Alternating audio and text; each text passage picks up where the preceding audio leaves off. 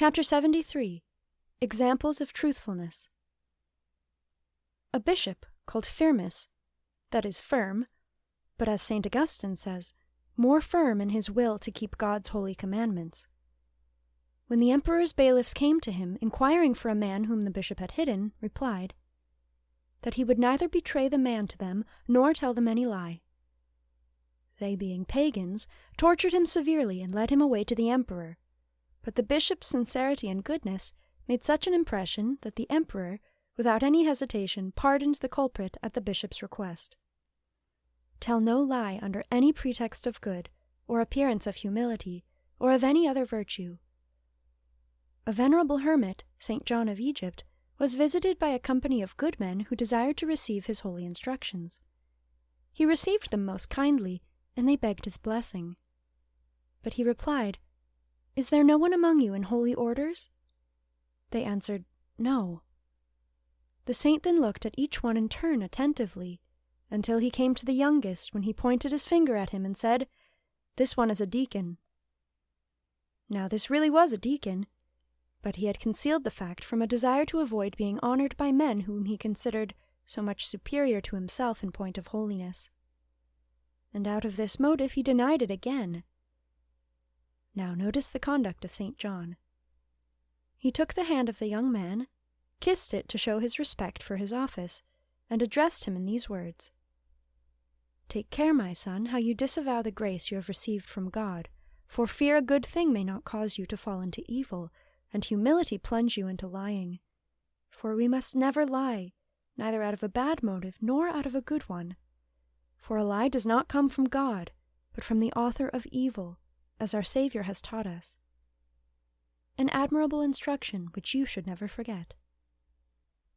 A little boy of 9 years of age gives us one equally good.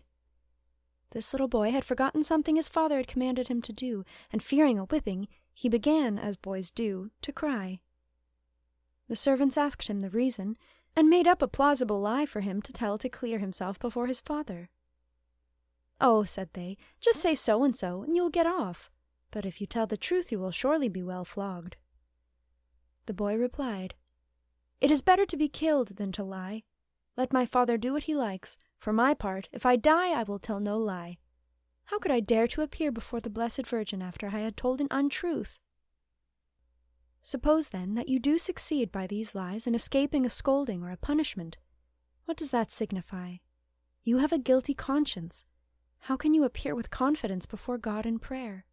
How can you ask the intercession of the Blessed Virgin or the saints, who were such haters of all lying? You have saved your own interest or your feelings, but have inflicted a great dishonor on God and a shame on his holy religion. That's a Catholic. That's one that goes to confession, but she doesn't scruple to tell a lie when she finds it convenient. Oh, she's very religious, but you can't believe a word she says. There is one thing about Catholic girls, they will lie. And a host more of such expressions fly about. They are often unjust, but still, I fear there is but too often truth in them. We may say it is very unjust to attack the Church for the sins of her members, but let the members bear in mind that such things will be said if they give occasion by their sins.